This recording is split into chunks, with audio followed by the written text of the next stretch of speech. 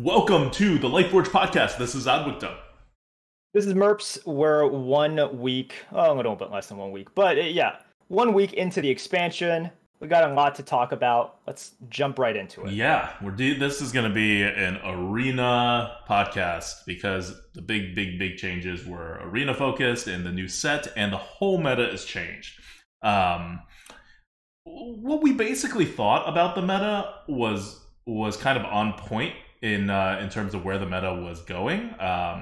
If you look at our preview, I think it all holds up really well, and I don't think we made like the hardest kind of predictions, but they were all right. But we didn't even go as far as what the meta turned out to be. Like, you'll hear us say things like, oh, there's less initiative in this upcoming meta. But no, there's a lot less initiative. We'll say things like, the quality is going to be lower because you have all these old sets come in and you have two really big sets come out. Look, this is really important. The quality is lower. I stepped into the meta and I was blown away by the crap quality of all the decks that I had. My opponents seemed to have totally fine decks, but my decks were all crap. I think that's something that really hit people immediately. I noticed it like when I was drafting. I played with Dreads in some co-ops. I've also been watching some streams as well. The quality is jarring in terms of the average quality of your deck, but also the disparity and the polarized nature, where when we say your deck is bad, it's not all of your cards are consistently bad. It is 25 of your cards are terrible, like just really bad. Vanilla stats, kind of like Yeti level. And once again, remember, Yetis are bad. 25 of your cards? No, like 25 are bad, but I'm saying a lot of the cards that I think people still think are decent are just like bad now, Okay. And then you have the handful of really good cards. So, for example, in one of my past streams, I had a Hunter deck, terrible quality overall. I had a lot of just situational cards, and then I had just a bunch of just really bad cards, like 3-mana 3/3s, right? I had quite a few of those.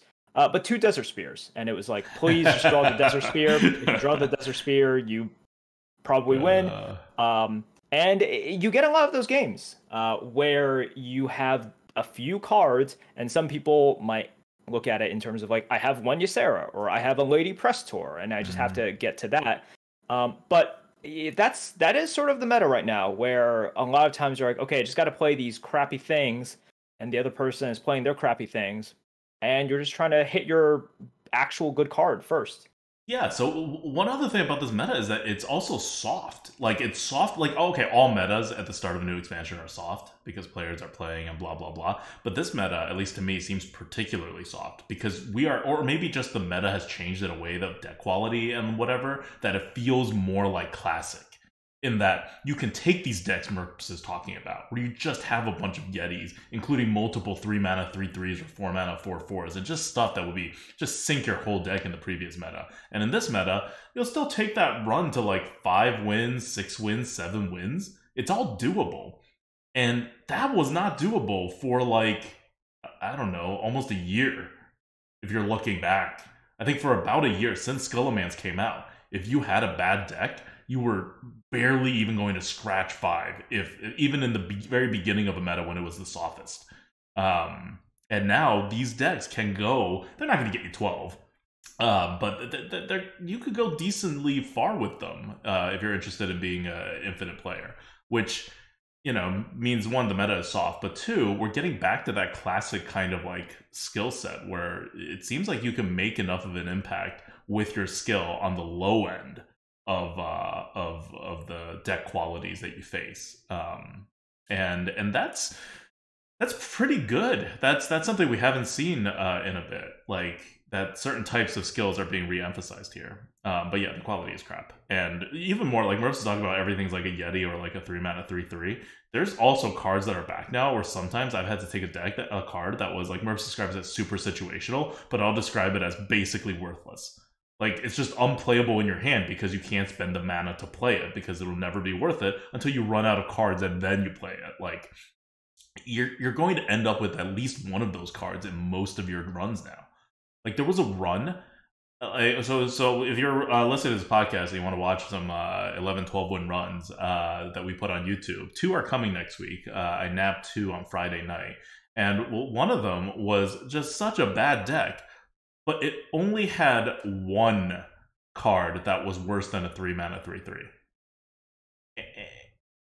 And that made it actually have a higher floor than like a lot of my opponents. Now that didn't get it 11 wins. We faced you'll see if you watch that run, you'll just be like, what is happening? Why are your opponents so bad at this game? That was Friday too. That wasn't even Tuesday. That was people. It's just kind of a soft meta. But not having a super terrible card in my deck really helped, even though I had almost no actual good cards in the deck. It didn't really matter that much. The deck is struggling the entire way, but you could pull out wins. You get a little lucky, and you pull out a little more wins. It's quite a good feeling. Yeah, I would say it is interesting and a little bit refreshing to see this current meta, just because I like seeing the lack of initiative. This is another conversation I had with Dreads yesterday, where someone in chat mentioned this fact, and they were just like, "Man, it seems like there's just more potatoes in the arena." And I immediately thought about that comment, and I think it's one of 2 things. First of all, there's just more people playing after an expansion, not just in arena. Like people are just playing after an expansion period, right? And a lot of them will just disappear to play other games. And it's just the nature of games. There's a lot of people who have never seen these cards before that are coming in. Like they're old cards, and we talk as if everybody's played in these past metas, but there are new arena players. It's not just the same old people slowly dying off. There, however rare it might be, there are new players. But a lot of it also comes from when you don't have all the fishy flyers, rusty raiders, and broomsticks. You're going to see some weirder plays because now there is such a thing as misallocating your resources. There is such a thing as kind of getting in a bad spot and not having an answer. When you had so much generation that produced initiative, along with the double rusty raider, double fishy flyer in every single deck, maybe a broomstick to go with that basilisk to clean up whatever you put out there that might have been a threat.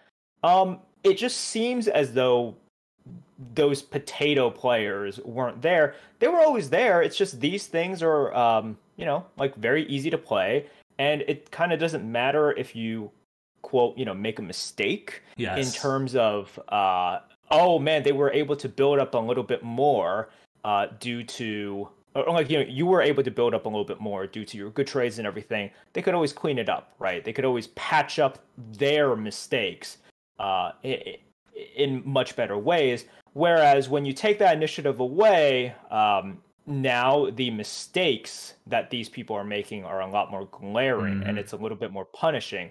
So when chat is just like, man, why does it seem as though players are just kind of just doing dumber things? It's like, well, they've always had the capacity to do those things. It's just when you have a handful of that stuff, along with the, let's say, Wand Thief, Onyx Mage Scribe to get more of those things, and then, the broomsticks to make all their minions rush at the same time. It just seems as though, like, oh, okay, well, it's a good player, or the player that's doing the appropriate thing, because it's hard to kind of mess it up if you just have all the initiative in your hand and you're just always clearing and always doing that stuff. Yeah, that's a really good point.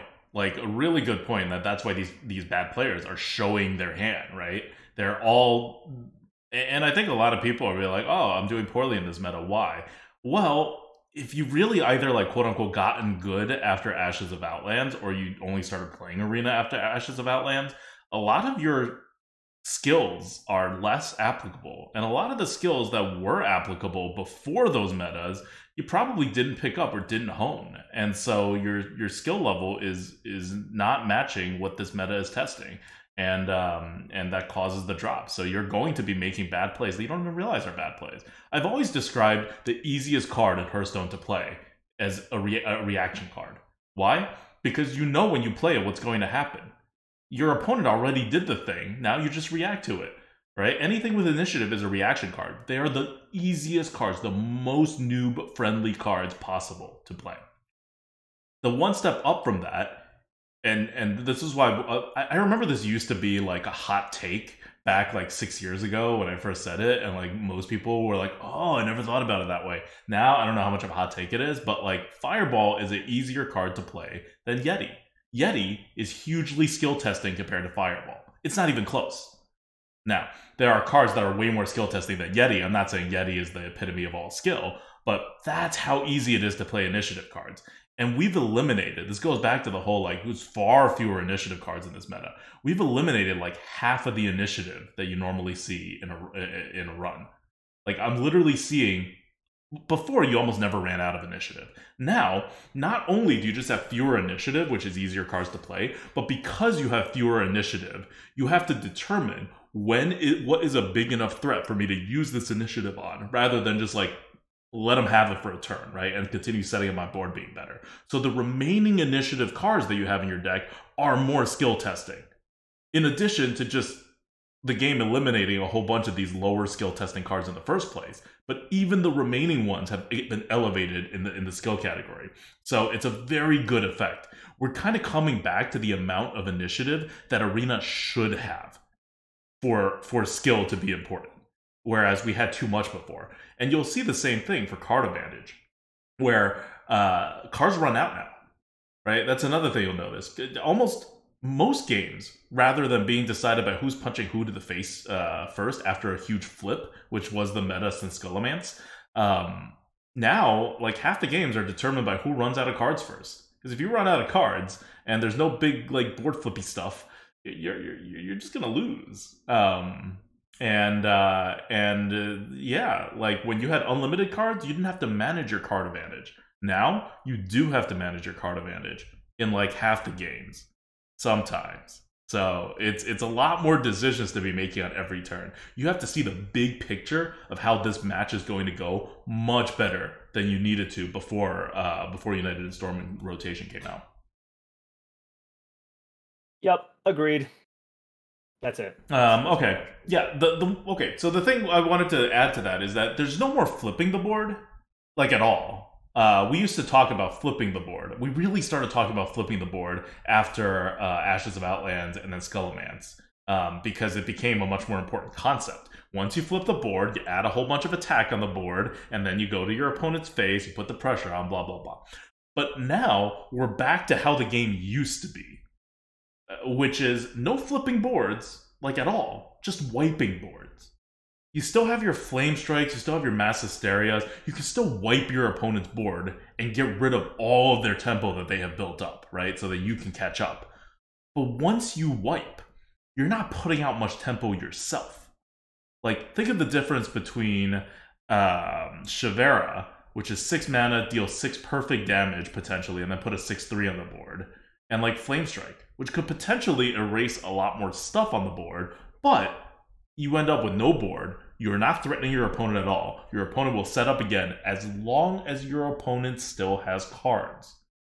So rather than being a reverse tempo push to the opponent's face play, all of these defensive plays are now card advantage plays. Which means if you are relying on board clears in a defensive manner, you need to also make sure that you are able to board clear or like somehow defend enough times to clear all of your opponent's card advantage. That is how you win. You are no longer winning by flipping the board.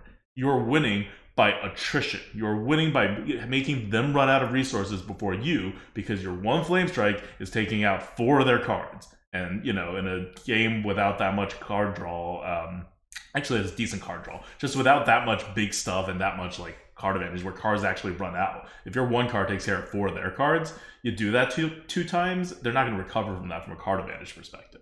So it's a totally different feel to the game. And it means that if you're the aggressor, you don't have to worry as much about your own face damage, which frees you up to do a lot more things, like just kind of be more aggressive, as long as you have the card advantage to back it up. Yep. Keep going, because I know you got more stuff. All right. Last point. last point. Not last point. Second to last point. We should have talked about a Discover when we were talking about the quality, but we'll get back to it. Quality is such a card quality is such a big thing running through this meta. But before we get there, the curve in this meta, it's still a tempo meta, right? So curve is obviously very important. You miss a curve drop, you're like very far behind. So many games that I win with crap decks are just because my opponent missed a curve drop somewhere and I didn't, and his cards are better than mine, but he's down 3-4 mana for some reason, and then I win. And sometimes they miss a curve drop because they just don't play the card. Like, it's like a 3-drop that they just didn't want to play on turn 4, so they did random crap. You're gonna lose the game like that. Don't do that. Don't do stuff like that. That's like, you can do that if you can flip the board later, but remember, no one can flip the board anymore. And I see this all the time for some reason with druids. You really can't do this with druids. So they're the best class right now, so you face up against a lot of druids. And the druid win rate, I've consistently maintained, should be higher than it is right now based on how good the class is. It's at 54.5% right now. It was at 53.8% when I was playing on Friday. And I was like, people are just misplaying druid. So people are getting better at playing druid in this meta. That win rate's going to keep going up. So it wasn't problematic on like Tuesday night, definitely not, but it's getting more and more problematic, and you know they're going to need to hit the button at some time. But class balance is overall okay for the starting expansion. But anyway, getting back to my point, you need to have a curve, but there are so many good 1-drops in the meta right now, so many good 1-drops, and so few good other cards. You're going to be tempted to take a lot of stuff like Mermaids, a lot of stuff like 1-mana 1/3s. And you really have to hold back on those cards. Because card advantage is also super important. And you can get in this trap of like getting like as many 1-drops, even if you don't mean to, you're just going to be offered them more often, and you're going to have less other choices that seem appetizing. Yeah, like I ended up with a lot of decks that had more 1-drops than I wanted to, and I suffered for them. And once I changed my drafting strategy to try to like cap myself at 2 1-drops, you know, so that if I was forced to take the third one because the other 2 cards were total trash, I wouldn't be like totally done. But to never go over like 2 if I had any other options at all. That my drafting got a lot better in this meta because I was able to get the correct like amount of card advantage in my deck, which 1-drops now don't do. It's not like 1-drops are no longer Aug Merchants, which are not really 1-drops, right? They're just 1-mana cards that are like actually decent tempo and medium-sized card advantage. Okay, so finally, let's get back to the quality thing. Discover, and this will link into our next discussion, which is going to be about the cards, because we rated a bunch of cards and we were like 95% right, but we had what I think is a huge miss. But we'll talk about that. Discover in general, I think if you were to look at our ratings for cards, they're too low.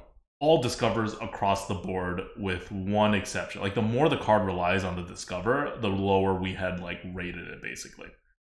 And that is because when you're discovering, it's never just discover a card. You're discovering from a certain pool of cards. And all of those pool of cards are better than what you're normally offered. Because you're offered crap in this meta. Like, the card quality has gotten down so low that Discover is better than what we had accounted for. And just generally. The specific case in which this made the most difference is Deeprun Engineer. So if you haven't been following things, Deeprun Engineer is a new card. And Deeprun Engineer is a 2-mana 1/2, neutral, common, battlecry, discover a mech. It costs 1 mana less. So altogether, it's like a 1-mana 1/2 that discovers a mech, and you don't get that mana actually until you it's 2 mana, right? So you don't get your other mana back until you actually play the mech. So unless it's done on the same turn, you're actually delaying your mana, which allows you to ramp in some rare cases, but for the most part, outside of maybe Claw Machine, if you're playing a Deeprun Engineer before turn 5, which is kind of a bad idea, you're not really, like, it seems like a super inefficient card. And the mech pool has only one, well, what I thought was only one premium mech in Claw Machine, and then an okay mech in Dirigible. So we rated it a D, as in definitely below Yeti. It is not a D. We are very wrong about that. And I knew we were wrong before I played Deeprun Engineer, before I saw anyone else play Deeprun Engineer, before I heard any stories about Deeprun Engineer, certainly before any stats came out. I knew we were wrong as soon as I drafted a deck and faced some people. At which point I was like, man, cards suck, decks suck. They suck so much. All the Discover crap is going to be wrong. And also, no one has any initiative. So all the Discover initiatives have to be freaking insane. Oh, what is discovering an initiative? Deeprun Engineer will discover you an initiative that is also a really good card almost all the time. So I was like, we're so off on Deeprun Engineer. It's got to be, like, at this point, I was convinced it was better than Yeti. Then I played more. And then I played with Deeprun Engineer, and I faced more Deeprun Engineers, and then I saw the HS win rate stats, which have Deeprun Engineer, I kid you not, I'm not making this up, it is the 5th best neutral in the game, and it is 0.1% below Claw Machine, which is the best card by far that it can possibly discover. So a 1-mana 1/2 attached to a Claw Machine is almost as good as a Claw Machine, and you're only going to get that Claw Machine like half the time. The other half you're getting a worse card, like an objectively worse card. This makes 0 sense, right? And you could potentially like totally miss and just get like total crap, right? It's not a high percentage, but there is percentages. But that's the win rate stats right now on HS Replay. And Merps will tell you, okay, Merps, you can tell us right now why. You're just going through this in a very long way. So where do you think it should be right now? Like, you're doing this whole to be continued thing. Yeah. I'm trying to tell the story of my evolution on thinking about Deeprun Engineer, and I'm not done with it yet. But why don't you tell us first why this stat is wrong? Because, I mean, obviously, Deeprun Engineer is not 0.1% worse than Claw Machine. Yeah. So look, at the end of the day, for me, a lot of the HS Replay stats are just weird. Like, how good is Parade Leader, right? Parade Leader is just one of the best neutrals in the game. I mean, it just is, right? And it's not like people are just drafting it for, like, when they have a synergistic deck, people are just drafting it, period. They might have some consideration later on. It's like, oh man, maybe I draft this instead of the other card because I do have a lot of rushes. But people are just like playing it too, right? So I've always looked at those win rates with a critical kind of eye. And I'm just like, okay, you know, this is just one of those things that I would take into consideration. But I've played Deeprun Engineer a lot, and I've had it played against me a lot as well. I just don't see it. I just don't see the same thing that other people do. Now, this is why I'm saying it's important, because, you know, you're going on and I think people are like, holy shit, so it's an S now? No. So I think people are very curious about where you're ending up. But I'm not getting to my end of my story yet. Let's talk about the stat first. So for me, I'm just like, okay, so we rate it a D. I could see it as like a C, as in it's like Yeti. Like I could see it there. I've just missed with it like a decent amount, and in other times, yeah, like I'll get the dirigible and it will be good. If I get the Claw Machine, obviously it's amazing. Like, we've never doubted that. If you get the Claw Machine, yeah, it's good, right? But it's still not as good as a Claw Machine.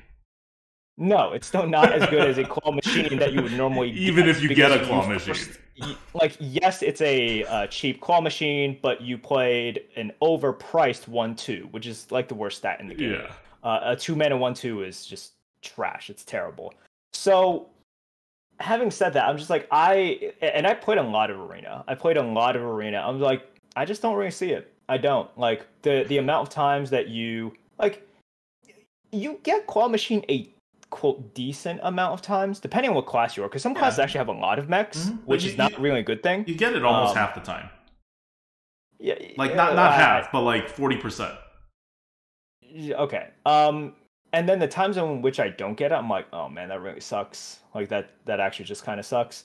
Um, I just don't see the game changing effect that like and I understand, you know, like the initiative is lower and all of that.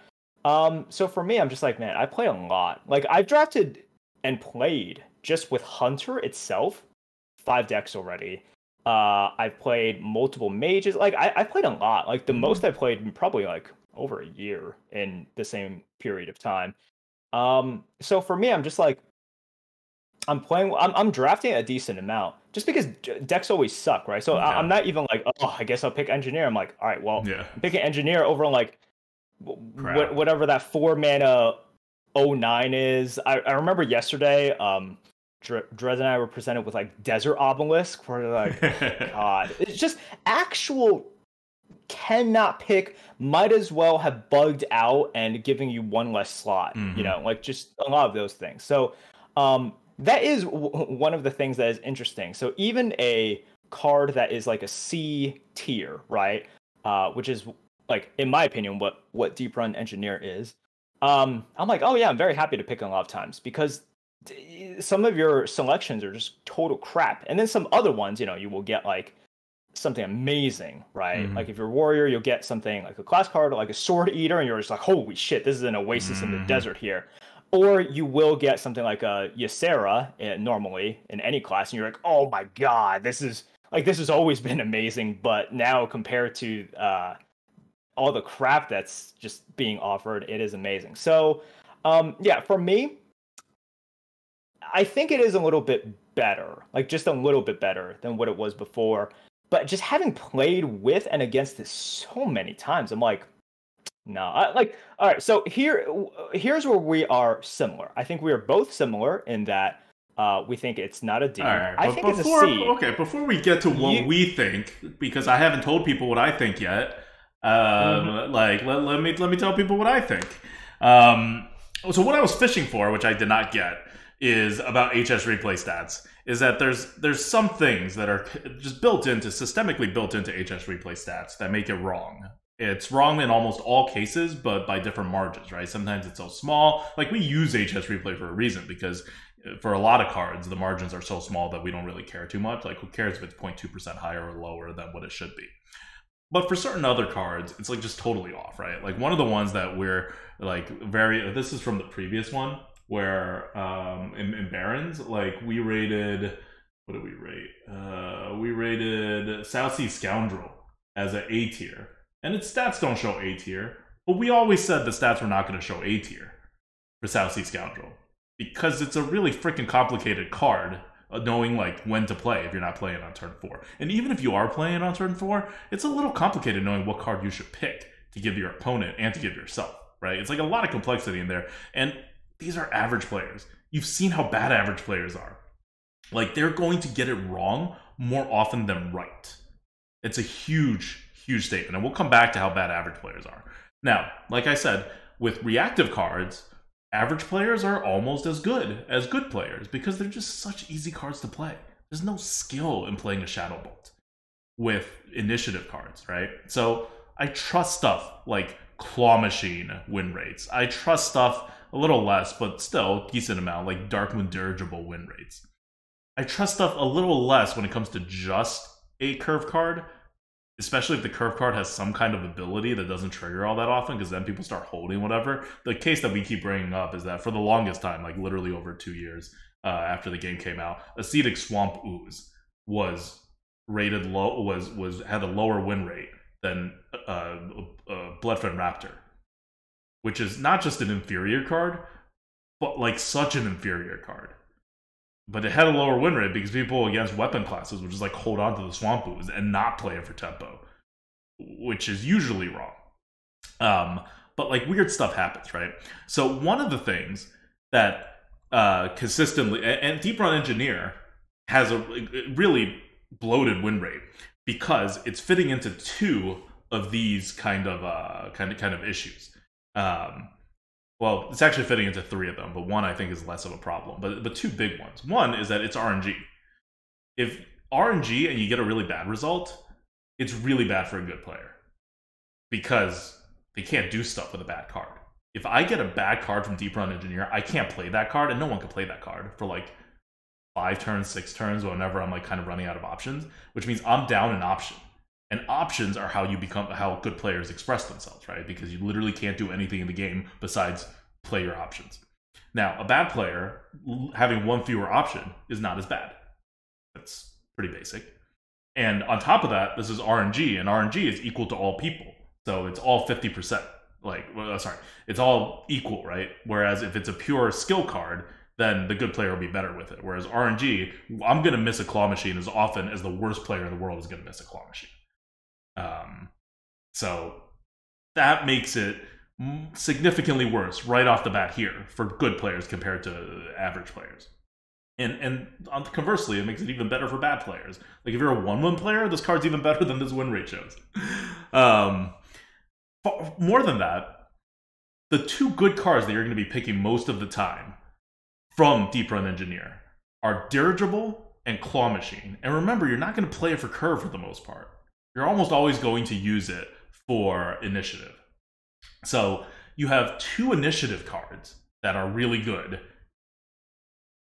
and really easy to play. So again, much better for bad players than they are for good players. With both of these together, the third element, which is it's a smaller consideration, but I think it's still a significant consideration, and it really, like, I don't think it gets highlighted enough. I don't think people like analyze HS replay stats that hard with these reasons anymore. They just kind of like take it because people like stats.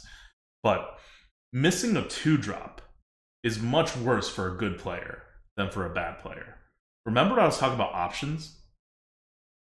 If you have a minion on the board that sticks around for a turn, you will always have an additional decision to make compared to if you don't. You have to go face, or you have to hit a minion, and if there's multiple targets, you have none on a taunt, you can choose which one to target. If you have removals, you can choose to do which ones first. A lot of complexity opens up if you just have 1 minion on the board, or 1 more minion on the board. All this nuance is mostly lost on average players. Like, the difference between a good player and an average player, even if the good player's win rate is like double that of an average player, is not that a good player is twice as good as an average player. A good player is like 10,000 times as good as an average player, just to get that plus 50% win rate. Just to get that plus 100% win rate. Because you have to think about a bajillion more things and correctly decide each one of them. So that extra minion on the board opens up so many possibilities. It's why things like Vilefiend, for example, that like dodge and like don't give you those options for more turns, like have a higher win rate than almost anybody thinks they should, right? Like there are good players who love Vilefiend, and it's a very good card. But nobody thinks it should have the win rate that it does, which always puts it as like the best card in the game, or like one of the top like 2 or 3 best cards in the game. And it's not like that good. It's very good. It's no serious good player thinks it's like a top 3 card in the game. But its win rate is very consistent, right? So Deeprun Engineer also has that quality where bad players play it on turn 2. They sometimes play it on turn 2 when they have a 2-drop. Even if they don't, it's just sometimes you have to play it on turn 2, right? Because you have the card in your hand. And when you have to do that, as a good player, you've lost a certain percentage of your win rate. And as a bad player, you lose a much smaller percentage of that win rate. So all 3 of these factors, which is the actual RNG-ness of this card, the fact that most of the time you're picking initiative, and the fact that you're making less decisions because you're going to have a less relevant drop, a less relevant card on the board. It's somewhat mitigated by the fact that Discover itself is a bit skill testing. I think Discover's skill testingness is generally like exaggerated, especially in the case of something like mech. You're not even like discovering a spell. You're discovering a mech. Like they're all kind of the same. You know when you need initiative. You know when you need a big thing. Like this is not rocket science. Like, yeah, that's a mitigation. People, like, I mean, never underestimate how bad average players are. They're going to make mistakes here and there, but they're, for the most part, going to make the right choice of which one to pick. So yeah, all of those is bloating this win rate relative to how good this card really is. And I'm breaking this down here because we're going to break it down more for some of well, actually probably just one other card on the win rate side. But do not look at HS win rate stats and think this is pretty much it. It could be like 0.2% off or 0.3% off, but it's pretty much it. HS replay cards are like 0.2 or 0.3% off on many cards, and that's it. But the ones that they're off more than that on, they could be off a lot more. And there are a significant number of them. I would say a quarter, at least 15% at absolute lowest, but probably up to a quarter of the cards, HS replays win percent compared to like true good player win percent would be more than 0.5% off, which is a huge difference. And if you know how to analyze stats and you know how the game of Hearthstone works, you know which cards these are. It's not hidden, right? It's not like HS replay is trying to pull the wool over your eyes and like misleads you. They're just giving you the stats that they got. It's up to you, being an informed analytical person, to be able to tell when these stats are exaggerated and in what directions they're exaggerated by knowing how the game works. Like, this is not like, oh, HS replay makes bad stats. No, they're presenting you exactly what they're getting, but their source is average players. And that is a gigantic bias in this game. If that were not a gigantic bias in this game, good players would not win that much. Like, there does not need to be more proof that HS replay stats are highly skewed than the fact that good players win more games than bad players. Okay, with that being said, circling back, Merps think this is what, like, roughly a Yeti? Yeah, I think it's like a C. Like a C? Yeah. Roughly a Yeti? Yeah. Okay, so a little better than a Yeti, right? Yeti's the bottom of the C. Yeah. So it's like, I mean, it's about a Yeti. About a Yeti, okay. But, like, right. Depending on your needs, you may take it or a Yeti. Oh, yeah, definitely. Like, depending on my needs and where we are in the draft and everything. So for me, it is around there. And once again, a Yeti is not great. Yeah. Like, that it is not good. Yeah. Okay, so I think that between the fact that this card is existing, like that claw machine is such a hugely, like we were talking about earlier, right? The good cards in this game right now are so much better than the average cards in this game, and so much better than the average cards in your deck, that having a claw machine be 40% of the discover pool is pretty good, even for a good player. And on top of that, because the overall power level has dropped so much, and because most classes are so starved for initiative, Dark Moon Dirigible right now, 1, 2, 3, 4, 5, 6, 7, is the 7th highest win rate neutral in the game. Dark Moon Dirigible, number 7. Now, Dark Moon Dirigible is a really good card. We rated it a B+. We still think it's a B+. But should it be number 7? I think in most metas, it won't make the top 10. Even on HS replay stats. But in this meta, I believe it. It's super good. It gives you that initiative that you need, especially if you're not like a ping class. And they got rid of all the AUG merchants. So rather than what I had previously viewed Dark Moon Dirigible, which is, hey, a Dark Moon Dirigible, like, I guess on curve would be 4, but that's really weird if you're playing the engineer on 4. That's very risky. So Dark Moon Dirigible would usually not come out on curve, and then it loses some of its value. So if you're discovering it from a Deeprun engineer, it's probably only a B, if that, if not like a C+, the Dark Moon Dirigible itself on the value. But seeing how this meta plays out, like without even, this is all before I touch too much of Deeprun engineer, I was like, okay, Dark Moon Dirigible is going to be a really good card in this meta. And even out of a Deeprun engineer, it's going to be a really good card. So between that, Dark Moon Dirigible is much better than I expected. And in many cases, you will actually take a Dark Moon Dirigible over a Claw Machine. Why? Because you just need the initiative on that turn, and you don't have enough mana to play Claw Machine on the same turn. Or you know that you're going to need it later, and they have a whole bunch of small things, and they don't have a big thing, and you need like your tempo, right? Because Claw Machine doesn't get you much tempo. Between Dark Moon Dirigible and Claw Machine, you're now hitting definitely over 50% of your discovers. You're probably hitting like 60% of your discovers. You're going to get one of those two. And those two are both elite cards in this meta.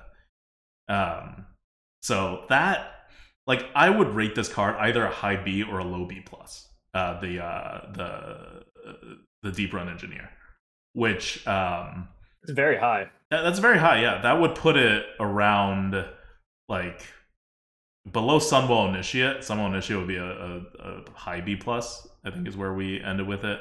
But maybe somewhere around, I don't know. I'm trying to look down the list and see where we would end up with it. Probably somewhere around Encumbered Pack Mule. Does that seem right? Yeah. Like, I mean, according to our thing, Yeah. that's where it would end up for you. Yeah, like somewhere around a Pack Mule level, which is pretty damn good. That would be nowhere near where we rated it a D, obviously. So I think that's a big miss for us, and Merps think it's a smaller miss. Okay, Yeah. so now you can go. Now that I'm done setting up my reasons for why one HS Replay is wrong, but two, like we missed it harder than HS Replay, I think.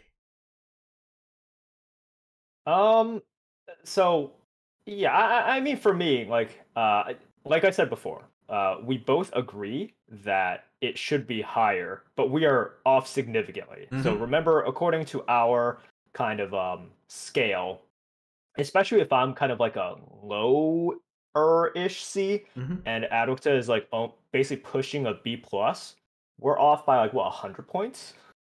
Is that? Yeah. Well, no. We're not going off by 100 points. No, you would be at like a 100. I would be at like a 165, maybe. We're off by like 65 points. Oh yeah. You're not actually a B plus. You're pushing a B plus. Yeah, we're highest B or lowest B plus, right? Yeah. So we're off by like 60 points maximum. Yeah, on the old Lightforge scale, which is still a crap ton of points when you're talking about the 100s, right? Yeah, which is still a lot of points. I will just see. Like, it's interesting that you were talking about. It's like, like you kind of just need that initiative. And I was just thinking the entire time, because you just talked about how, like whenever I play something like a Deeprun Engineer, if I don't hit the thing, it's very bad. It's very bad. Yeah. I'm just like, crap. And sometimes I'm just like, well, do I take the chance? Do I not take the chance?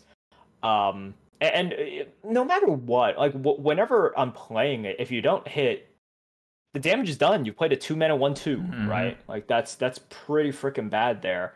So I just hate that. Like I hate when that happens. Because if you're a bad player or just an average player, it's like, oh, can I get, can I snatch victory from the jaws of defeat, or it's sort of, can I snatch victory from an even game? And when you're a good player, it's like, can I prevent defeat, or can I kind of basically do what I'm supposed to do, which is win? And whenever I play the engineer, and then if I get the claw machine, like there have been some times when I need the claw machine and I'm able to get it, and I'm like, oh man, that's been great. But there have been other times in which it's like, if I don't get it and I needed it, well, that sucks, but I guess I was going to lose anyways. But all those times in between, I'm like, man, this just like really doesn't do it. Even when I pick the dirigible, I'm like, okay, and I do get some good uses out of it. But like overall, when I'm kind of evaluating how much did it help me win, how much it's like, would I have won anyways? And then of course on the flip side, if I attribute the loss to it, would I have lost anyways and all of that? I'm just like not that impressed with the card still. Maybe I'll play more with it and everything, but I like how you went through all the factors that. Yeah, and keep in mind all the factors have lowered the percentage. The current win rate of Deeprun Engineer is 58.3.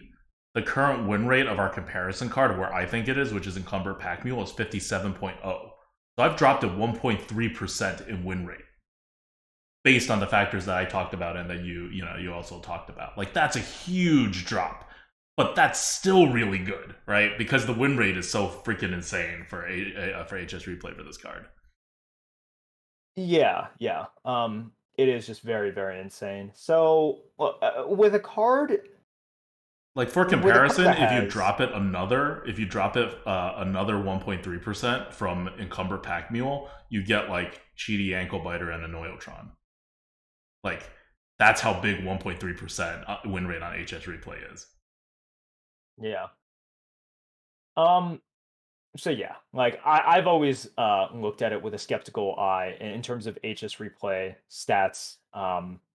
It was good that you went through all of the factors. It's like what might push a card to be a little bit more inaccurate in terms of just looking at the stats than others. I'm just not a believer yet. But if you're out there, the takeaway is I think both of us agree. D was too low for it. Mm-hmm. Uh, I would bump it a little bit higher. ADWCTA would bump it a decent amount higher. But the two takeaway points is that number one, we'll both bump it higher. Number two, we both also agree is nowhere near where it is right now, which is like Yeah. right behind Venomous Scorpid, which I think everyone would look at that and be like, no. No. Because I mean Scorpid, the initial body is All right. so much better. It's 0.5% below Venomous Scorpid. It's not right below Venomous Scorpid. There's still Clown and Claw Machine between the two, but it's very close to Scorpid. Much closer than for comfort. Yeah.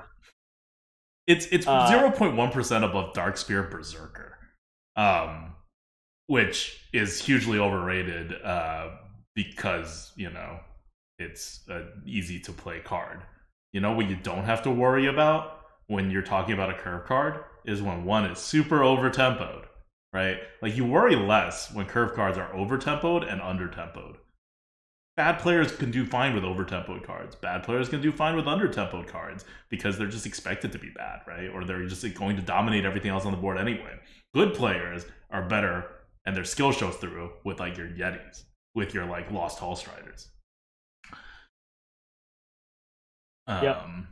Okay. So that's where we are with Deeprun Engineer, and I think it's interesting because it really just highlights a lot of the themes with the expansion. But really, I mean, looking at all of these cards, all right, well, we'll just move on. Yeah, we'll move on. What else did you want to talk about? Yeah, so individual cards. Yeah, I'll talk about an individual card after this, but a similar card is Pandaren Importer. Not as similar because you don't have that small pool with known initiative and all that, but it is a discover card, and so I think we did rate it a little low, but not that much lower. And the stats like are fully aligned with like more or less what we rated it. Like we rated it a B. It's probably a B plus in this meta. Like all discover cards basically just like move it up half a tier on our tier list. And if it's like low, move it up maybe one whole tier. Like that includes. I remember me and Merps had this like long discussion about Paladin's Blessed Goods. And we ultimately went with C+, but Merps would probably give it a B. It's a B, if not a B+. Like, I played with that card. I had 2 in my deck. It was, like, the only thing freaking carrying me. Discover a weapon? So good. Like, way better than I thought it was going to be. Because I didn't think the meta would be this bad in terms of quality, right? So, some of the ones you really get higher, right? Like, it depends on what the pool is. When the pool is other spells, that's not as good as a guaranteed weapon. So, it only moves up half a tier. Right, guaranteed weapon, really good, right? Just like guaranteed dirigible or claw machine, not guaranteed, like 60% claw machine or dirigible, really good, right? That moves up a lot too. It's stuff like that. And we won't go through every one of them. And I don't really consider Pandaren Importer a miss. It's like a half tier off. So yeah, I think on the neutrals, our one miss is Deeprun Engineer, and I think it's one that everybody missed because it's hard to see the entire meta play out. And that's what you really have to do to be able to get Deeprun Engineer anywhere near like a B plus tier or a B tier, wherever it like, or even like, I don't know, like a C. I think you could reasonably conclude it's a C tier even without the meta. I can see other people making that conclusion, but you're never going to get this high of a win rate without knowing the meta like down. And again, we keep saying, it's possible to predict some of the meta, but because Blizzard controls the win rates, it is now always impossible, controls the offering rates, it is now always impossible to predict the precise meta, which we were able to do before micro adjusts. Okay. So the card we actually want to talk about after Deeprun Engineer is what I believe is the best neutral card of the set still, and is what we called the best neutral card of the set, and it's Battlegrounds Battlemaster. And it is like, spoiler alert if you haven't watched our massive 7-hour plus United and Stormwind card review thread, but we thought that one was A tier, the only one in A tier, in low A tier, maybe even lowest A tier, but A tier, and nothing else in this set came close. Well, on the win rates, it is not doing super good. It's doing about a B plus, I would say, like maybe even a low B plus. It's at 56.9%. So like a B plus rather than an A. So it's not like even on HS replay, it's not like we were that far off. But clearly, it's tied with Mermaid. Yeah, it's tied with Mermaid. But I'm just like, okay, so Mermaid is like Mermaid is 50, basically 57%. I'll talk about Mermaid afterwards. There's a reason Mermaid's so good. And get it as well, but it's just one of those things. I'm just like, okay, yeah. The Mermaid win rate is only somewhat inflated. It's not as inflated as you think, like as people might think it is. There's a good reason why it's Mermaid and not Argent Squire there. Let me just put it that way. All right. So Battlegrounds Battlemaster, 57% win rate. I think if it were an A, it would probably, like having played with it, I would put it below a Hog Rancher, which is at 58%, and above a Rap Golem, which is at 57.8%. And so I think it should be around that, like Hog Rancher, Rap Golem like level. Rap Golem is solid B plus. Got a little better in this meta, so maybe it's like top of B plus, but I still don't think it's an A. And this card is like the lowest A, so it'll get there. Hog Rancher in this meta, I think, is an A. It goes with my Dirigible comment. Dirigible was a B plus in previous metas. It's an A in this meta. Claw Machine is an A, like a high A in this meta. It was like a mid A in previous metas. All your initiative cards go up. And Battlegrounds Battlemaster sort of gives initiative, sometimes, rarely, but it's not an initiative card. And the reason that its win rate is so low, and this is after having played with it and having played against it. And when I say having played against it, I mean most times I see it played, I'm like, what are you doing? So I know people are playing it wrong. And having played with it, I can tell you, you don't play it on 5. It's a 5-mana 5/5. Why would you play it on 5? That's a terrible idea. Like, you have to be out of other cards that are playable in order to play this on 5. Like, think of it as a utility card. A 5-mana 5/5 is worth like almost nothing on our tier list. Most of the it's it's hard to think of a 5-mana 5/5 with an ability as an ability with a body attached to it. But that's what Battlegrounds Battlemaster is. It's an ability that has a small body attached to it that can be used as an absolute backup 5-drop if you absolutely have to. And people don't play it that way. And they're like definitely wrong about that. Because this is the ability that will end games. And this is an ability that scales by, 1, having the board, which good players are more likely to do. 2, being able to know when to push face, which it's a huge understatement to say good players know more than bad players how to do this. This is a skill that bad players rate negatively in. Like, I might say bad players, I mean average players. Like, bad players are better at doing this than average players. Like, the average of HS replay of capturing those people who care enough to use deck tracker but are generally not like, the best players, averaging like 4, maybe 4.5 wins per run, is like the worst. It's like this valley of people who are going to get this card super, super wrong. And anyway, and that's because you have to know when you need to go face to set up the card. And then you need to know when to play the card. So you may think, well, if it's a Wind Fury and you want to go face, you just play the card and it's reach and you end the game, right? Simple enough. This doesn't seem like rocket science. No. It's a persistent ability. If you're just using it to win the game, you're using it wrong. You need to use it the turn before you win the game, which involves you knowing the turn you win the game, playing it the turn before you win the game, and the turn before that, setting up your win of the game. So you need to be planning 3 turns in order to play this card. And that is in almost every circumstance that you will want to play this card.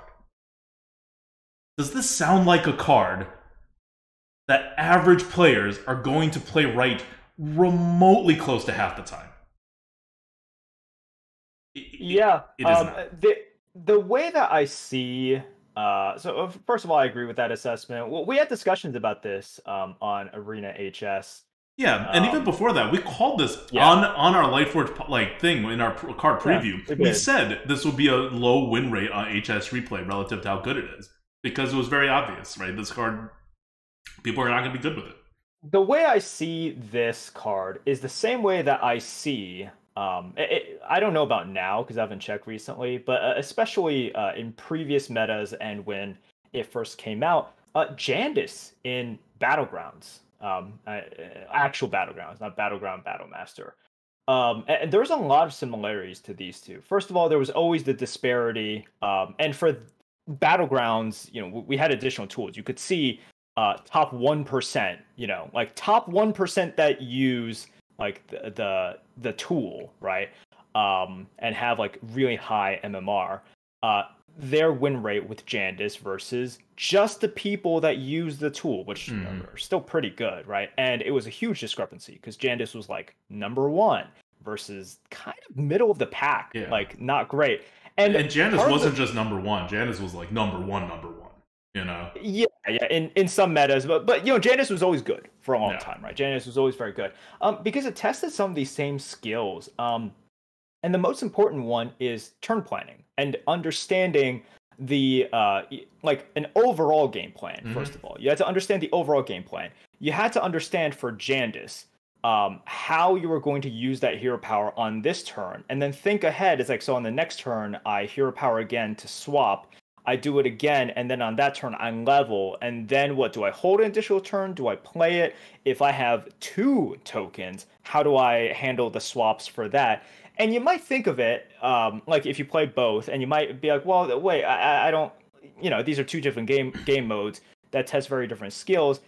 In some ways, yes, but in this situation, it's very, very similar. As in, you want to understand the overall game plan, you want to know exactly what you're doing on this turn, and you want to think about how it impacts your future turns, as in, like, you need to have it all planned out. This is good stuff that good players want to be doing anyways, number 1. But it is also a skill that really only the tippy top players in any game mode really do. But it is a skill in which it is necessary to extract the maximum value out of either Battlegrounds Battlemaster or Jandis and BG. Tippy top, he literally means like less than the top 1%.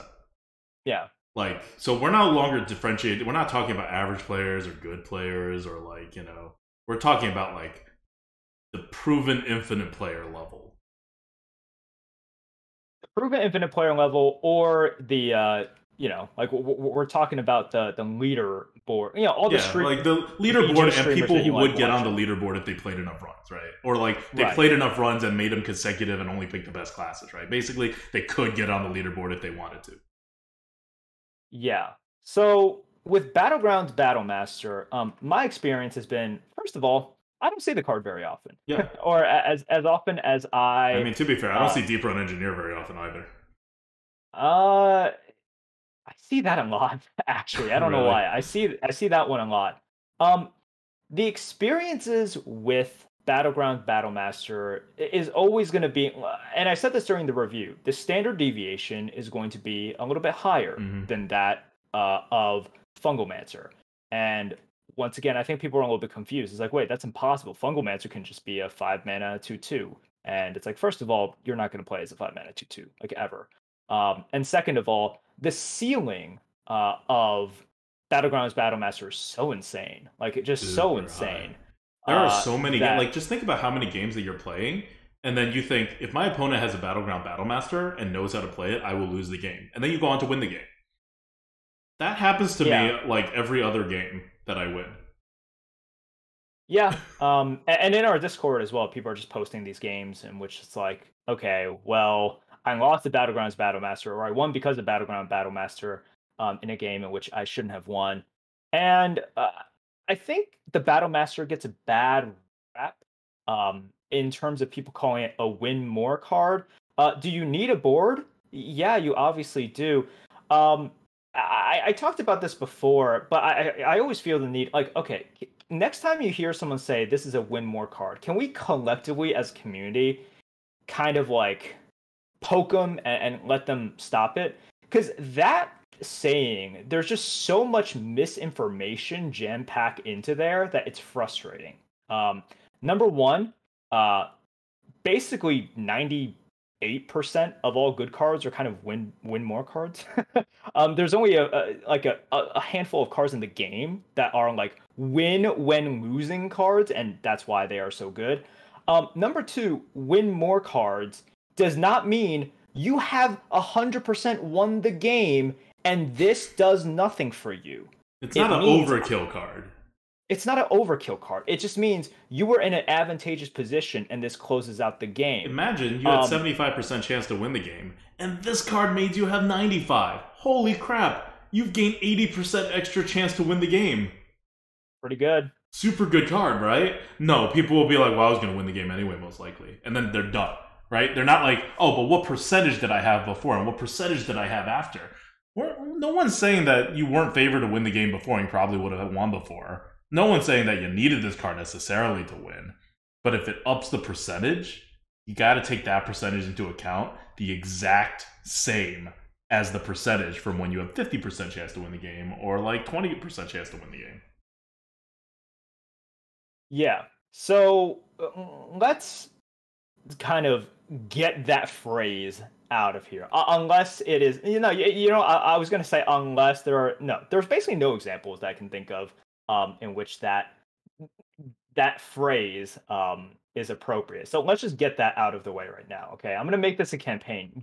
Win more. What would you replace it with? Because people want an easy phrase to mention the kind of card that is better from an advantageous position and worse from a disadvantageous position. No, right? I don't want to replace that phrase because when people use it, all they want is some sort of like catchphrase that they can use to dismiss the card. So it's like, I don't think people are even trying to use it in some constructive way, you know? But yeah, look, listen, I can go into the lab, I can think of something. I'm sure someone out there can think of something, but I hope we can all agree that that phrase, at least the way that most people are using it right now, is so inappropriate. As in, it's just not helpful. Mm-hmm. It's not helpful at all. Because of the reasons that I listed. And it's just sort of like, I think that assumption that I talked about has been baked in so much. Yeah. Like, the assumption is like, oh, you have already won the game, therefore you don't need it in terms of win more. Mm-hmm. In which case I'm like, how do we get here? You know, how do we get from like, oh, you had to have already have won. We got here because people describe it like that because they want to convey a complicated idea and they want to dumb it down. But then the message that comes across is the dumb idea, not the original, more sophisticated idea. So then when sophisticated people are trying to communicate something, they now feel like comfortable dumbing it down to that degree, and then all the message gets lost because everyone's doing it. So I agree in getting rid of the term, but I think we need a more sophisticated term to describe better from advantageous positions, worse from disadvantaged positions. Because that's what win more is shorthand for. Even though that's not what it like technically means, right? And that's not what I think a lot of people interpret it as. Yeah. Okay. All right. So that's sort of my rant there. But yeah, I don't like the fact that Battlemaster is in the arena. I don't like its standard deviation, you know, in terms of effect. I really don't like it. There's a lot of things I just don't like about it, and I'm not sure what the solution is unless you just kind of get rid of it. So here's my hot take. I don't think you need to do anything about it because people are so bad with it that it's never going to be a problem, and Blizzard will never get rid of it because people are so bad with it. And they're not going to become that much better with it. They're going to become better with it. Like, I think people will learn a bit, but not by that much.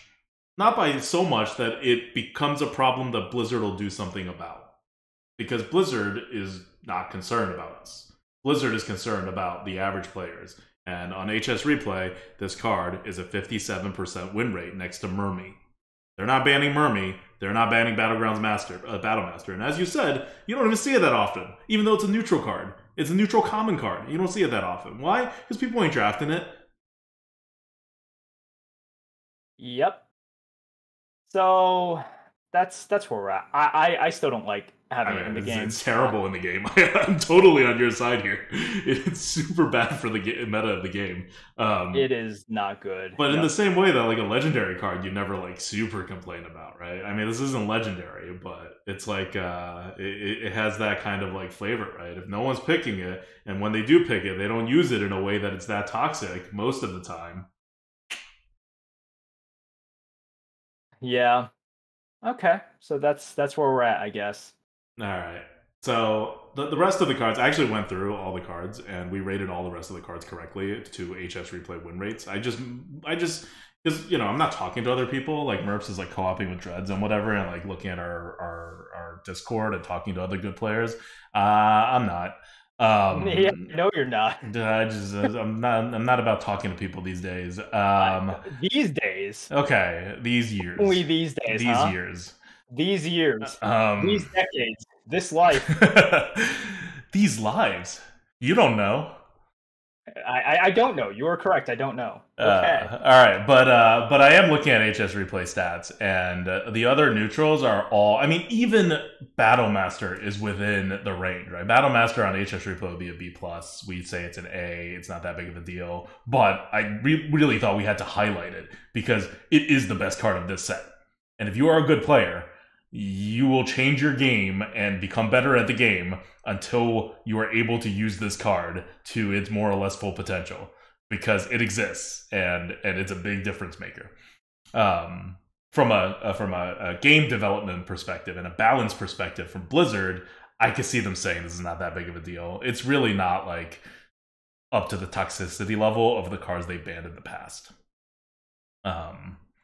Yeah, it is just a very, very, very toxic card. Like the problem is so many times you can think about it for a second as in, okay, well, if they have the Battlemaster, I die. However, if I trade, you can't trade. Always play as if they don't have the Battlemaster. Right, but then if they have it, it's so lose. much damage. Yeah, it's like so much damage then I can kind of afford to account for 5 mana. But if I trade in this situation, I definitely lose. So it's like, okay. Even if you don't definitely lose, I will almost, like, unless I'm hugely up, I will not sacrifice anything and let them beat me by having a Battlemaster. Because people don't have Battlemasters. They don't really draft Battlemasters. And they are uncomfortable playing Battlemasters. And sometimes, even though I know that if they had a Battlemaster and they played it here and they went face, I would lose or have a very good chance of losing. They don't know that, so they don't play the Battlemaster. Or, as it happens so often, they play the Battlemaster and then trade. Like, the amount of times I've seen a correctly played Battlemaster is like 1. Literally 1. I've seen it played on 5 when a better 5-drop was available because they played it later on, or a combination of a 2 and a 3-drop. I've seen it played like when they could have done anything else in the later game because they didn't have a board. But at that point, I guess it doesn't matter if they misplayed or not. They had already lost. I've seen it played with stuff on the board, and then they trade when they would have won the game if they went face. Like, I've just seen all sorts of misplay. Like, this card it's a very sensitive card, right? I liken it to like Merp's Hunter in that there's one turn. If you don't choose this turn to go face, you've lost the game. But if you choose the right turn to go face, you have a very high win rate. Like, that's Battlemaster. Now, if we assume perfect play, super good card. If we assume 75% correct play, which is, you have to be a very good player to be able, like a very good player, to be able to use Battlemaster correctly 75% of the time. This is not that great of a card. Like, at that point, we're no longer an A card. We're already in a B plus card territory. So, this is just a high ceiling card. So yeah, on the other neutrals, they're all good, that we said were good. Just to go down, we had Encumber, everything we rated B or above, right? Or just really just B and B plus. Is Encumber Pack Mule, Pandarian Importer, Enthusiastic Banker, Nobleman, Traveling Merchant. Actually, hold on. Maybe not Nobleman. I did not. Am I reading this wrong? Did we rate Nobleman at B? What is Nobleman? I did not check up this card. I thought I did, but I didn't. So now I don't know if I've just kind of like made a statement, and Nobleman we've actually maybe like is getting a lower win rate than it should. What is even Nobleman? We rated it a B. Yeah, Nobleman. but what is it? Nobleman? Yeah. It's the copy a gold card, or like make. It's make a copy of a gold card. Oh, I played that with that a lot. That's a really good card. Yeah. Is it getting what's its win rate? I don't know. I thought you were looking at it. I am looking at it. It's not like here. Is it actually super lowly rated? It can't be that lowly rated. Even if it's oh my god, its win rate is 454%. Like, I don't understand that because yeah, it takes some skill to play the card. It doesn't take that much skill to play the card. No, it kind of does. The sample size is a bit low though. It's an epic card. Its sample size is below 7,000, which is pretty damn low. But so maybe it'll come up. I'm gonna put an asterisk on that. But I played with that card in 2 of my decks. I think it's a B still. No hesitation there. You know what immediately makes me really sad about like the players that are tracking this? Players are keeping Nobleman 54% of the time in the mulligan. What? Oh my god, stop it, guys. What? Please stop. Like, oh my god. So if you ever see people defend HS replay and they're like pointing at cards and they're like, well, in this card, people may have been doing it right. The type of players they're gathering this data from are the exact same players. Not like, we're not like profiling here. These are literally the same players who take Nobleman and keep it in their hand. 50, more than half of the HS replay players, which, wow. So these are players that went out, downloaded a tool, like a tracking tool, and are kind of serious about this kind of stuff. If you guys forget, Nobleman is a 3-mana 2/3. 3-mana 2/3 is one of the worst stat lines in the game, which is like how 2-mana. And on top of that, it doesn't even like draw you a card. It copies a random card in your hand, so it's much better later on. This card, like we talked about, there's so many things that you have to consider, right? And like, you know, you want to use it later on. You know, you want to copy that in one of my 11/12 win decks that's going to go on YouTube next week, and you can see how I used it, and it was very good. And I did not have good cards to copy. Yeah, sometimes you just need to copy a bigger card, right? And then you can choose to do that. Or sometimes you're like, wait, I have one of the only initiative cards. Maybe I want to copy that. Yep, or the only taunt cards. Like, but yeah, copy what you need.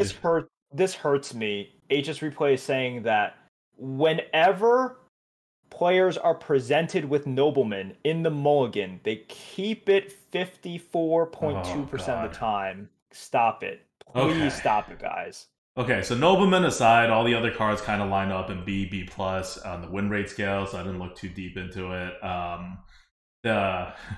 A certain other rating system had put Stubborn whatever as their best card, and Stubborn Suspect is their #1 neutral card, which when I saw, I thought that was weird. And it's not that good. Like it's good. It's fine. We rated it a C+. It's coming in at a C+ on win rate. It's a very simple card. It's 4-mana 3/3 Death Rattle, summon a random 3-cost minion. It's not like my thing with this is less than like, oh, it's such a whatever, but like, how can you look at this and think that this is the best card of the set? That means they put it above like 7 of the cards that actually perform better on HS Replay / other people said were better. It's not like this is a common, like, you know, #1 card that people circled. Anyway, so just wanted to also point out that Stubborn Suspect is probably the best C+ card that we had. It's one of, like, yeah, we had a few C+ cards, so that's one of the best C+ cards in terms of how it's performing. But it's also just a very normal kind of card that should have been easy to predict, but whatever.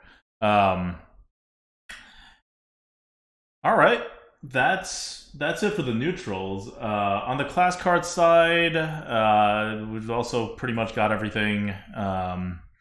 The Park Panther, we rated it A. We were probably a little too low. It's performing better than Arbor Up. Now, the Hunter mount, huh? Yeah. That's next. We're on Druid right now. But yeah, so Park Panther, don't skip that card. I know you weren't before, but it's beating out Arbor Up on the win rates by a lot too, not by like 0.1%. Ramming Mount, we rated at A+. it is destroying like the hunter win rates for the better. It is an S card. There you go. I wanted it to be an S. S. And here's the thing with ramming mount. HS replay players are using it wrong. This is one of those cards that is better with good. It's not a hard card to use, but I have seen it firsthand where they could have won the game and they decided to not win the game against me. Now, this is not to mention the fact that better players have the board more often and can use ramming mount more often, right? At least on 3, there's not that much skill in getting a board, but like later on to like save the card if you're like kind of struggling, you have to do that less frequently, much less frequently as a good player. But yes, ramming mount we rated at A+. Merps wanted it at S. I concede it should be an S. I've used it. I haven't been able to draft it, but I've discovered it and used it, and it was ridiculous. And I've seen it used against me where it was either ridiculous or if they played it right, it would have won them the game. I've had 500 drafts. Haven't gotten the chance to draft it even once. Oh my god. While we're on Hunter, I mean that's how it is, right? Like you never get the good cards. Your opponents always have the good cards. They always have the good RNG. That's how Hearthstone is. It's programmed in. The other thing, when we're looking at Hunter, that we should bring up is that Imported Tarantula is the second highest performing card on HS Replay right now in Hunter, which is way lower than Ramming Mount, not even close. But it is the second highest performing card. And I've played with it. It's not really that great. I don't know why it's performing so well exactly. But we had rated it a B+, right? I'm not changing that stat. I picked away from the card before at least once. Because it's a 5-mana card, and sometimes you don't need the size. But this is also not a card that I think like you are better with a bad player in or anything like that. Like I think there's quite a lot of skill involved in using this card, of when to play it, of when to trade it. Like, so the fact that it's getting a win rate like this means that it's an even better card than we're giving it for. Not that it's a worse card, but I haven't been able to unlock the secrets of how to make this an amazing card. So I don't know. Still really good, right? B+, nothing to like. B+ is where Dirigible used to be. It's where Rap Golem is right now. Super good card. Just not like super premium the way its win rates are coming out so far. But again, low sample size, right? Only 2,000. So maybe its win rate drops down. All right. What else did I want to talk about on the class side? Call of the Grave is the only exception to the Discover cards are good thing. Apparently, Call of the Grave is not doing particularly great. We rated it A, and it's not getting. I don't know if people are misplaying it or if the death rattles are just worse than I thought they were. But that's something to keep an eye out. Elic Mount, we rated a B+, and it is currently the highest performing Priest card. But Priest overall is terrible right now, so I wouldn't read too much into it. I drafted one Priest. That was a terrible experience. Like Priest win rates are like what, like 42 or 43%. Oh, it's so bad. It's not even fun. No. It's so bad. Oh, don't do it, man. Yeah, so guys, don't play Priest. And I don't know what to take of any of these stats. They're gonna hit the button at some point, and they're definitely gonna buff up Priest, and we'll look at stats again after that. But yeah, I have never had a problem with Elic Mount in the game, like used against me. But I've also never had Priest. Yeah, I've also never had a problem with Priest, except one that used a crap ton of board clears and huge taunts, right? That were not Elic Mount. But yeah, the Priest never has a board, so I don't know. This is one of those cards that will have a higher win rate for better players, actually, I think. Because you're more likely to have the board. So, I don't know. Keep an eye on that. Counterfeit Blade, we rated it A. Even at the time that I was discussing it, I was like, we should probably drop it a little. Counterfeit Blade is the rogue 4-mana 4/2 that gives you a free death rattle of things that have been played, a friendly death rattle. It's just not that good. Besides the dagger issue, it's mostly because there's not that many death rattles in this game right now. And maybe that's the problem with the Priest Call the Grave as well. Maybe like sometimes you play this card and you just like don't get no, you're discovering death rattle. No, I don't understand the call the great one. But for Counterfeit Blade, oftentimes you don't actually get a death rattle, and if you do, it's a really crappy one that you're forced to play. So it just becomes like a really bad True Silver that is in a class that doesn't want True Silver. So I think that one was a miss, and I definitely would not rate it an A right now. I wouldn't even rate it a B plus. I'd probably rate it a B, and its stats reflect that.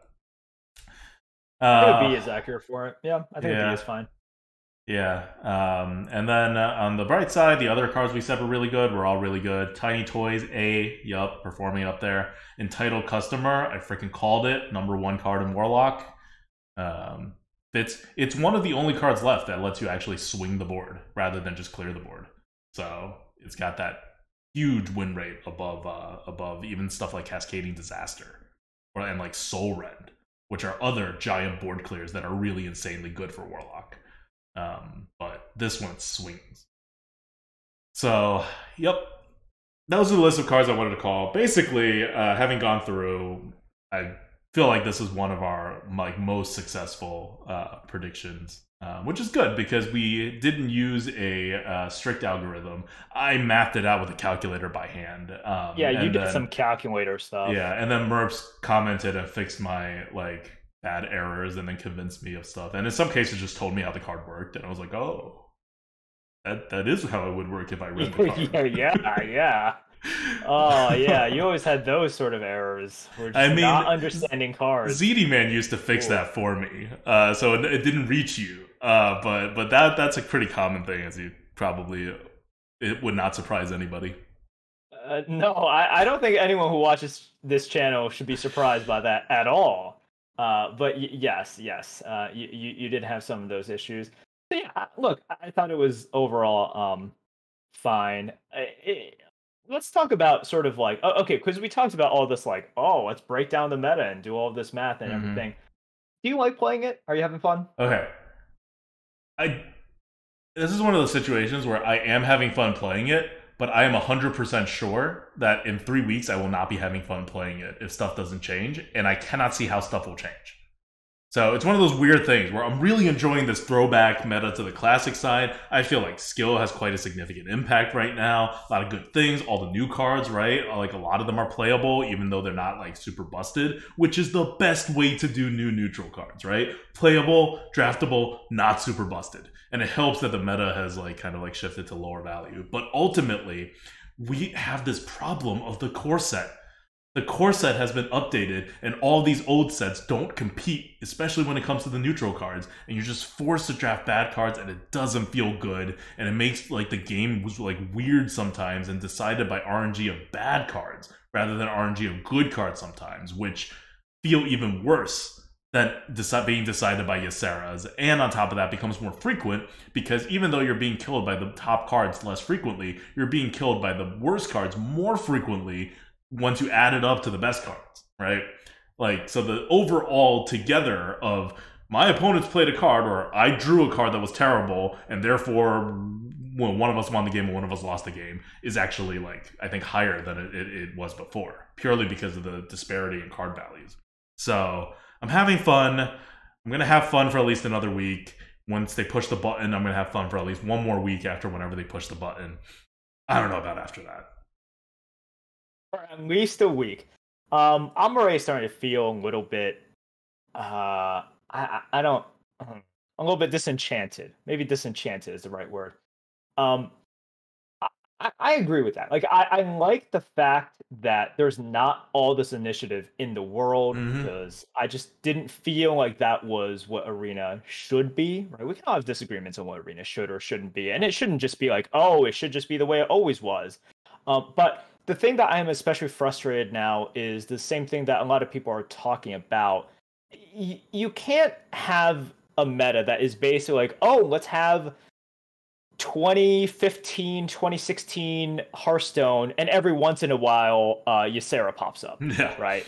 Like, that just, you can't do that. It's just like, oh man, like, how about we go back and have a good old-fashioned sword fight, and every once in a while, I'm going to bring in a bazooka. Like, that's not, I just don't like that. And that's how it feels right now. And especially I brought this up at the beginning, but I was talking to Dreads and he agreed with this. It's like you have quite a few decks now where the entire time you're just like, when am I drawing this? I need to draw this. I hope I draw this. So for him, you know, there's been a couple of decks in which because he's gotten to draft like Lady Prestor, right? And he's like, when do I get the Lady Prestor? Lady Prestor, let's go. And then once the Lady Prestor comes down, if it comes down, you're like, give me these draws. So it's just like dependent on one thing. And for me, it was like in that one deck, Desert Spear. For some of the drafts, more and more, it's also just been about the legendaries because of the increased like legendary offering rate in drafts.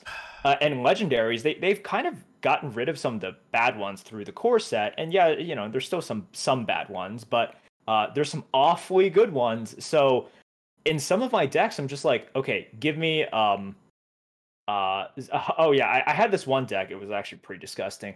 I had what was it? Zephyrus plus Bran in a hunter deck. You know, so Bran, it's like if I have no duplicates. I think I was offered one legendary in the 6 or 7 runs that I've done.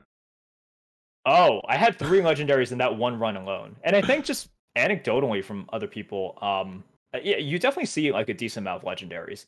But yeah, in that one deck, I had the Zephyrus, I had the Bran, and I had this one was the stupid one, as in they were all bad choices. So I picked like Maxina. It was the 6 mana 4/4 Hunter Legendary that like basically I take a minion out of my deck, they hit face, and then it dies immediately. But I'm like, hey, it's you know, it's like Nightblade, right? It's like an overpriced Nightblade. I'll take an overpriced Nightblade.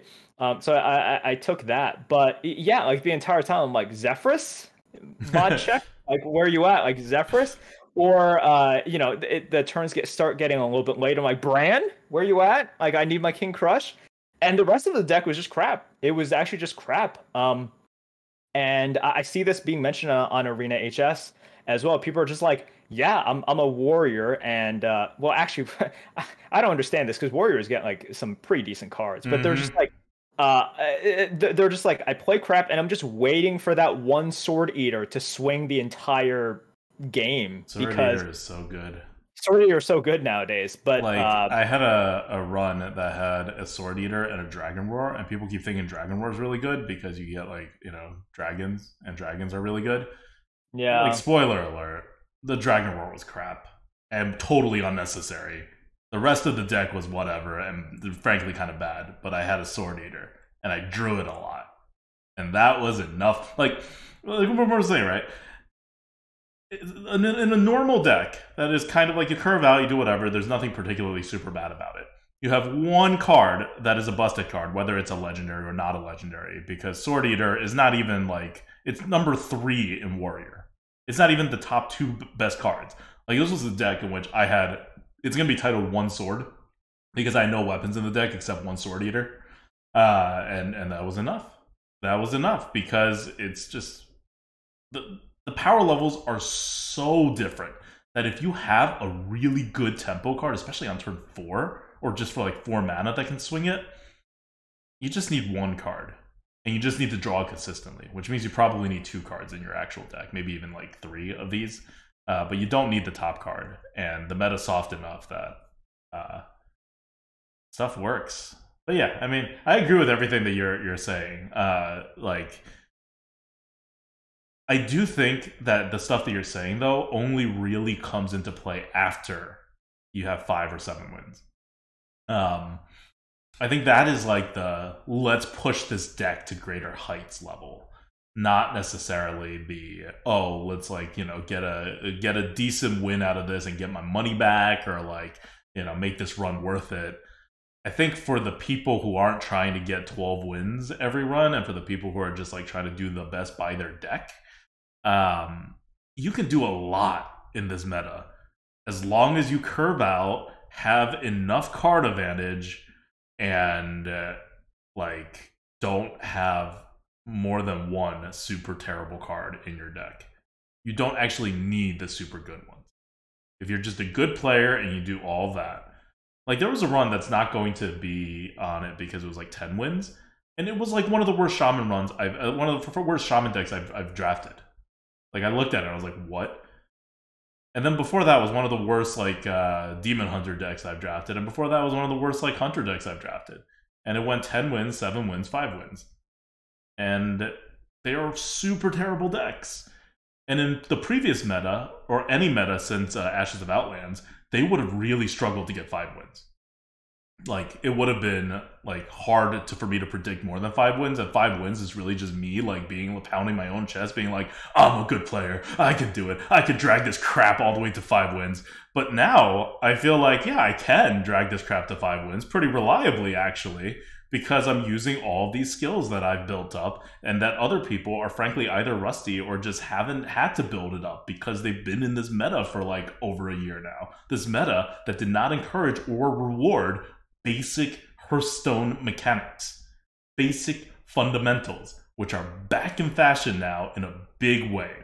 So I also think that, although I'm kind of bored of this meta because I've been brushing up on these mechanics for like 8 years now, if you're a newer player, like you've been playing this game for like 2-3 years even, you probably have a lot of fundamentals that you haven't like really taken the time to brush up against. And if you're finding your win rates like either like super erratic, because my win rates are not erratic, they're like all pretty damn good, even with bad decks.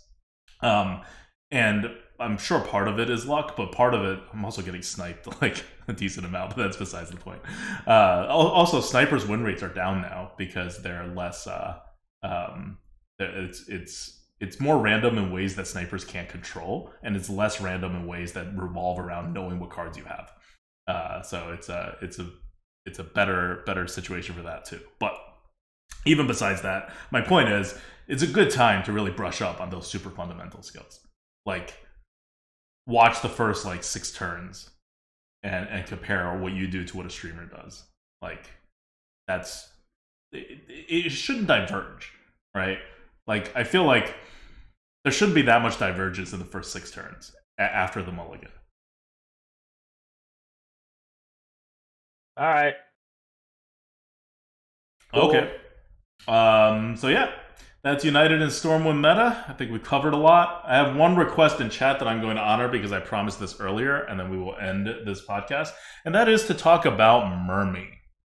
Because you brought it up, Merps, and now we got to address the elephant in the room, that is Mermaid's win rate. And I think Mermaid's not unreasonable win rate. So, Mermaid is as good as a Bone Wraith right now. Wriggling Horror, Defender of Argus, that level. It's a very high level. That's like a B+ level. Well, you may or may not think of Defender of Argus or Bone Wraith as B+ cards, but they are. Wriggling Horror is not a B+ card. I can get into a whole thing about why Wriggling Horror is where it is, but I'm not going to go to it right now because I'm just going to cover Mermaid. Mermaid, in this meta, is a B+ card. If it is like your first pick. It is a B+ card if you have a deck for Mermaid. Argent Squire is not a B+ card. Argent Squire... Where is Argent Squire? Argent Squire has a win rate of 56.5%, which is 0.5% below Mermaid. So Argent Squire is significantly worse than Mermaid. Now, this is for one really good reason, and that is that it is a Murloc. And I will back up my assertion here by pointing you to another card, which is the card I tweeted out about because it's such a good card. It is the biggest sleeper in United and Stormwind, and it will win you so many games. This is, like, people are like, oh, Engineer or whatever is the biggest sleeper because everyone predicted it would just be okay, and it turns out to be number 4. Like, okay, I mean, fine. Maybe, but here's another sleeper that's at the same level of sleepiness. Or if you believe in Merps and how Merps rates Engineer, this is an even bigger sleeper than Engineer. And that is Lushwater Mercenary. Lushwater Mercenary is a 2-mana 3/2. It is not a United and Stormwind card. It's a what do you call it? A Baron's card. But it has gained new life in this meta. It is a 2-mana 3/2 Murloc with Battlecry. If you control Murloc, gain +1/+1. Now remember what we said about this meta. Curve is very important. Tempo is very important. There's not a lot of ways to remove stuff. A lot of the pings got lost. Lushwater Mercenary being buffed by +1/+1 end games. It is a flat-out game-winning card if you can trigger it. And if you can't trigger it, it's a normal 2-drop, right? Like, you really didn't lose that much by taking a Lushwater Mercenary. Now, what will trigger a Lushwater Mercenary? Mermaid.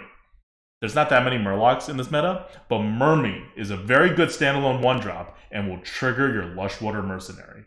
Amalgam also triggers your Lushwater Mercenary, which is also a decent card. I'm sure there are other Murlocs I'm forgetting about. But Lushwater Mercenaries also trigger Lushwater Mercenaries because they are also a Murloc. You add all of this up, and you have this non-negligible, quite significant percentage in which you're just going to get this +1/+1, and sometimes on turn 2 or 3 or 4 when it matters a ton. And in this meta, a +1/+1 super matters in the early game, in a way it did not matter in the previous metas. So Lushwater Mercenary has a win rate of 57.3%, which is where Pit Croc is. It is basically where Sunwell Initiate is. Sunwell Initiate is 57.5. Sunwell Initiate is 0.2% more than Lushwater Mercenary. Now, you're probably drafting Lushwater Mercenary way more in decks that you are desperate for 2-drops in and where you have the Murlocs. So I'm not saying, like, pick one, take Lushwater Mercenary over Sunwell Initiate. Don't do that. Don't put that on me. I'm saying keep an eye out, because this is the sleeper combo. Get your Mermaids, get your Lushwater Mercenaries, hard mulligan for them, win the game. I've done it. I've had it done to me. It works. You can't always draft it. You can't even draft it most of the time, but keep an eye out for it, because this is a very powerful thing, and it works in every single deck.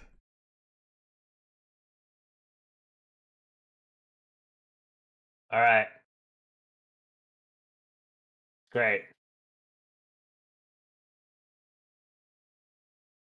Do you have any comments on the underdog wonder that is Lushwater Mercenary? I do not have any comments. How many games have you lost to your opponents playing Lushwater Mercenary? 0. How many games have you won due to Lushwater Mercenary in your deck? I don't know. I might have won with it in one of my decks, but it never did anything more than become a 3/2. That's for sure.